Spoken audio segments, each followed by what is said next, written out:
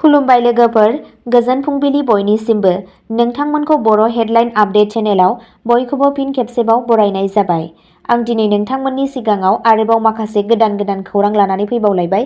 आसा खालामो नोंथांमोनहा खौरांखौ खोनासंनानै मोजां मोनगोन।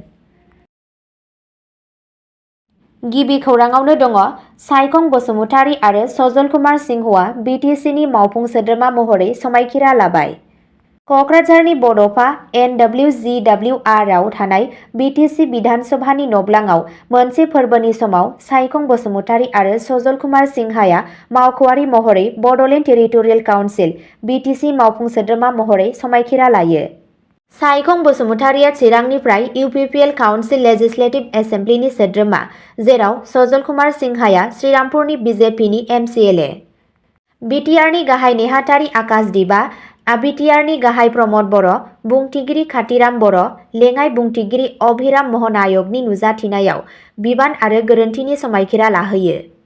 बे फोरबोआव लक सभानि MP जयन्त बसुमतारी, BTCनि मावफुं सोद्रोमा रनजित बसुमतारी आरो डक्टर निलुत सरगयारीजों लोगोसे गोबां मुंदांखा गेदेमा सुबुंफोरा नुजाथिदोंमोन। नैथि खौराङाव दङ, आसामनि देबजित लन सइकियाखौ ICC बर्डनि बिथोनगिरि थिसनदों। आसामनि थाखाय जोबोद गोग्गाथाव बुब्लियाव एडभकेट जेनेरेल देबजित सइकियाखौ इन्टारनेशनेल क्रिकेट काउन्सिल ICCनि बर्ड डाइरेक्टर महरै थिसननाय जादों।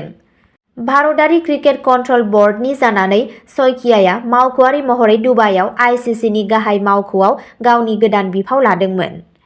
ससियेल मिडियायाव गावनि साबायखर बावनानै सइकियाया मुंदांखा सुबुंफोर, गुरैयै आथिखालनि ICC मासिगिरि जय शाहनिफ्राय मोन्नाय मददखौ मानिना लायो।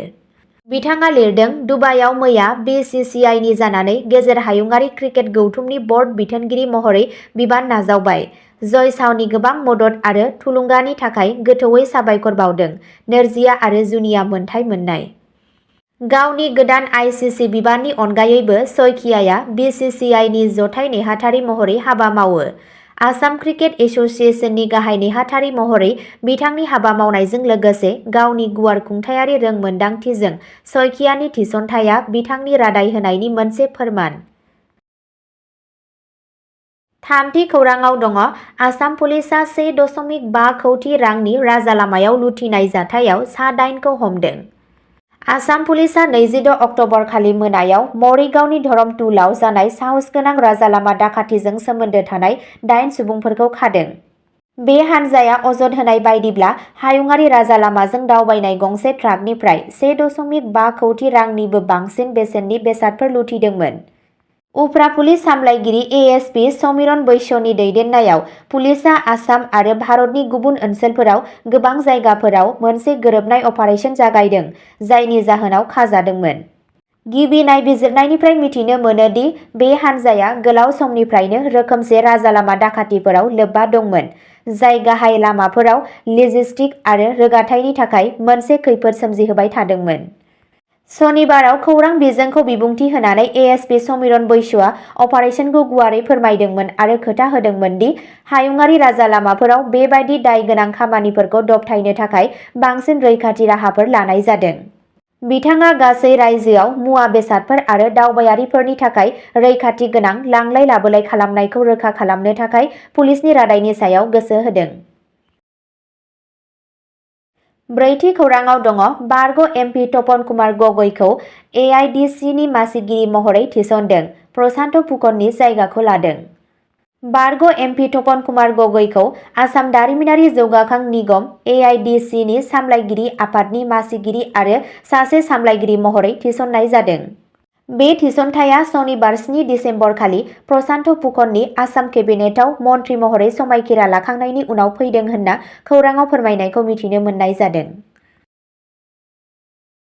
बाथि खौराङाव दङ, आसामनि हजाइ जिल्लायाव पुलिसनि गावलायनायाव सन्देह गोनां मोसौ सिखावआ जोखोम। 7 दिसेम्बर सनिबारखालि हजाइ जिल्लानि लंखा ओनसोलाव पुलिसजों गावलायनायाव सासे सन्देह गोनां मोसौ सिखावआ गुलि नांजानायनि खौरां मोननाय जादों। नगाव जिल्लानि रुपहिनि थागिबि आजारुल इस्लाम मुंनि जोखोम जानाय सुबुङा नगाव सुबुं देहा फाहामसालियाव फाहामथाय लागासिनो दं। बे जाथाया बै समाव जादोंमोन जेब्ला पुलिसआ इन्टेलिजेन्सनि सायाव बिथा खालामनानै गंसे लाक्जारि कार बाहायनानै मोसौ खावनायजों लोब्बा थानाय मोनसे हानजाखौ हमथानो थाखाय मोनसे अपारेशन जागायदोंमोन। जेब्लानो हानजाया हमजानायनिफ्राय बारग'नो नाजादोंमोन, बिसोरो शंकरदेव नगर पुलिस आउटपस्टनि खाथियाव मोनसे पुलिस बेरेकेडखौ सिफायदोंमोन आरो खाथिनि फोथाराव खारलांदोंमोन। जानो गोनां होसोनाय समाव हानजाया पुलिसनि सायाव गुलि गावदोंमोन, जायनि फिननाय महरै फिननाय होदोंमोन, जाय अजारुल इस्लामखौ जोखोम खालामदोंमोन। बबेखानि हानजानि गुबुन 3 सोद्रोमाफोरा खारखोमालांनो हादों। क्रासफायारनि समाव सासे पुलिस मावख'गिरियाबो एसेल' जोखोम जादोंमोन। जाथाय जानाय जायगायाव पुलिसआ गंसे 0.765 mm पिस्तल, 2 गोथां गुलि, 2 बाहायनाय कारतुज, मासे खावनाय मोसौ आरो रेबथुमनाय नम्बर AS01 GD 6020 गोनां गंसे मारुति स्विफ्ट गारि बोखांनो हायो। 6थि खौराङाव दङ आसामआ 2025 मायथाइनि बन्दफोरनि फारिलाइ फोसावबाय। आसामनि रायजो बेंगिरिया 7 दिसेम्बर शुक्रबारखालि मावख'आरि महरै बोसोर 2025 मायथाइनि बन्दफोरनि फारिलाइ फोसावदों। सरासनस्रा खुंथाय बिफानआ फोसावनाय मोनसे फोसावथायनि बायदिब्ला आसाम सोरखारनि सिङाव थानाय मावख'फोरजों लोगोसे रायजोनि गासै खाजोना आरो मेजिस्ट्रेट बिजिरसालिफोरा फैगौ बोसोरनि समाव थि सानफोराव बन्द थागोन।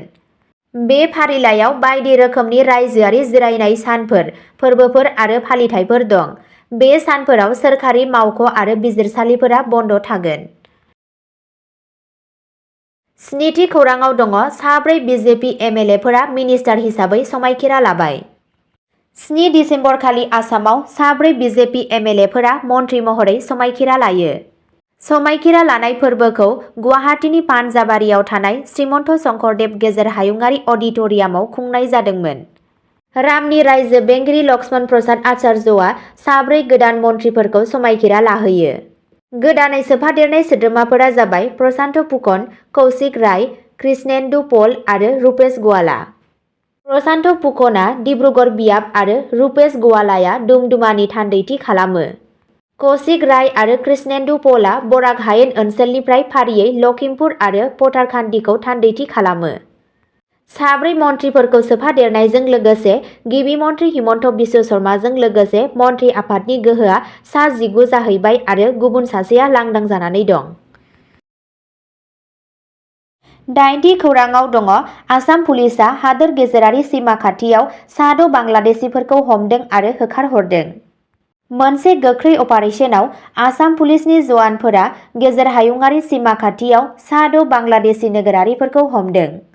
सुबुंफोरनि सिनायथिखौ महम्मद दिदारुल इस्लाम, सन्टु खान, इस्माइल हुसैन रहात, साकिब हुसैन, शफी अख्तर आरो मीम शेख महरै खालामनाय जादोंमोन।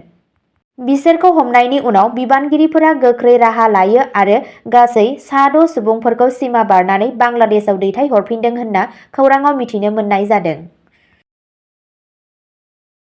9थि खौराङाव दङ स्किल डेभेलपमेन्टखौ बांहोनो थाखाय मिरुनि मन्थ्रिखौ लोगो हमदों बिटिआर सिएम प्रमद बर'आ। बड'लेण्ड टेरिटरियेल रिजन बिटिआरआव स्किल डेभेलपमेन्ट आरो साख्रिनि खाबुखौ बांहोनो नाजानायाव बिटिआरनि गाहाय मावफुं सोद्रोमा सिएमआ गोदान दिल्लीयाव मिरु रोंग'थि जौगाथाय आरो फालांगियारि बिफाननि रायजो मन्थ्रि उदां बिबान जयन्त सिंहखौ लोगो हमहैयो। बे मेलाव सिएम बर'आ ओनसोलारि लाइमोनफोरनि रोंगौथिखौ बांहोनो थाखाय बिटिआर सोरखारनि गासैबो सोलिबाय थानाय खामानिफोरनि सोमोन्दै फोरमायो आरो बिसोरखौ साबसिन साख्रिनि खाबु आरो फालांगियारि बिथिंनि थाखाय थोजासे रोंगौथिजों सुजुना होयो। बिथाङा मिरु मन्थ्रिनो बे ओनसोलाव मोनसे आखा-फाखा रोंगौथि जौगाथाय बिथायारि सानज'थाय जौगाहोनो थाखाय रायजो सोरखारजों लाजानाय हाबाफारिफोरनि सायाव मोनसे आपडेट होयो। आं लाइमोनफोरखौ रोंगौथिजों सुजुनो थांखिजों जोंनि सोरखारनि हाबाफारिफोरनि सायाव सावरायनो हादोंमोन, जाय बिसोरनि साख्रिनि खाबुफोरखौ बांहोगोन आरो बिटिआरआव फालांगियारि बिथिंखौ थुलुंगा होगोन। आं गोजोननाय मोन्दों दि मन्थ्रि जयन्त सिंहआ ओनसोलाव मोनसे गोख्रोंसिन रोंगौथि जौगाथाय दाथाय दाफुंनो थाखाय जोंनि मिशनखौ हेफाजाब होनो गोसो गुदुं, सिएम बर'आ बुंदों। मिरु मन्थ्रिनि बे आगानखौ दाजाबारि साननाय जायो, मानोना बेनि थांखिया ओनसोलफोराव स्किल गेपखौ फोजोबनाय आरो लाइमोन बिटिआरनि थागिरिफोरनो सोलोंथाय आरो रोंगौथि दानायनि गोदान खाबु होनाय।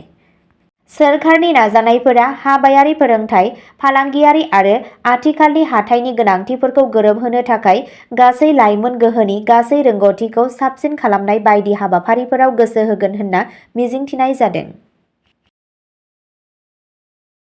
अब्ला दिनैनि खौराङा एसेनोसै। जाय बिथांमोनहा सानसेनि फानजामुथिखौ नायनानै मोजां मोनो, स्क्रिनाव होनाय चेनेल बड' इनफ' पइन्टआव थांनानै नायहैनो हागोन। चेनेलनि लिंकखौ डिस्क्रिप्शनाव होनाय जादों। गोजोन्थों।